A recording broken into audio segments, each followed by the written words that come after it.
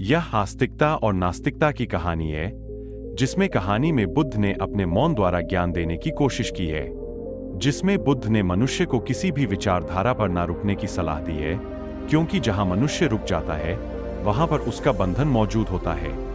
बुद्ध ने इसी बंधन को त्यागने की बात कही है और वह कहते हैं कि अपनी सभी मान्यताओं से परे सत्य की खोज करनी चाहिए और इसके लिए कहीं पर भी रुकना नहीं चाहिए।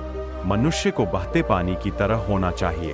उसकी यात्रा अनंत होनी चाहिए जब तक कि उस शून्य या मौन का आभास न हो जाए। तो आइए बुद्ध के मौन की कहानी शुरू करते हैं। एक बार की बात है, 3 व्यक्ति थे। 2 व्यक्तियों ने अपनी अपनी समझ के अनुसार अपनी नास्तिकता और आस्तिकता की विचारधारा अपना रखी थी। एक एक करके उन दोनों ने अपने विचारों के तर्क देना शुरू किए। एक ने कहा, ईश्वर नाम की कोई चीज इस संसार में नहीं है, केवल मनुष्य ही अपने प्रयासों द्वारा अपनी किस्मत का खुद विधाता होता है। ईश्वर पर विश्वास वो लोग करते हैं जो कमजोर और कायर होते हैं।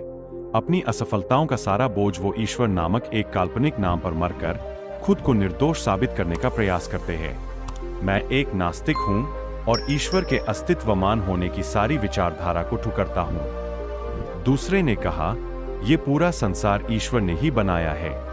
ईश्वर कण कण में है। उसकी इच्छा के बिना संसार में कोई कार्य सफल नहीं हो सकता।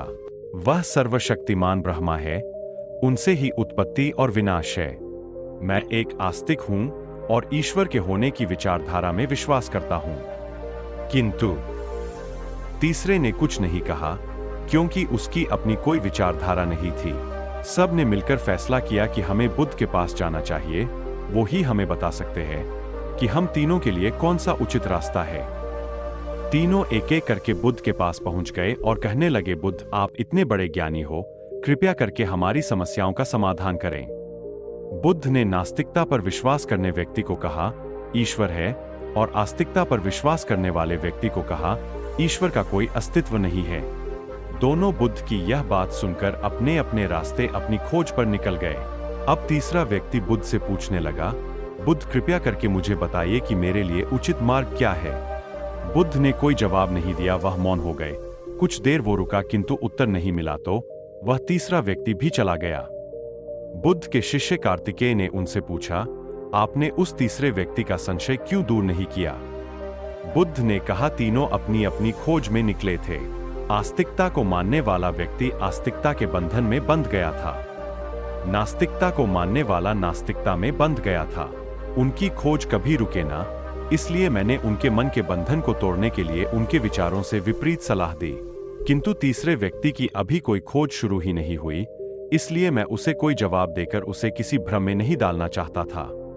शायद बुद्ध का मौन ही उसका जवाब था। वह तीसरे व्यक्ति को कहना चाहते थे कि नास्तिकता आस्तिकता की विचारधारा से दूर मौन से ही उसकी शुरुआत संभव है।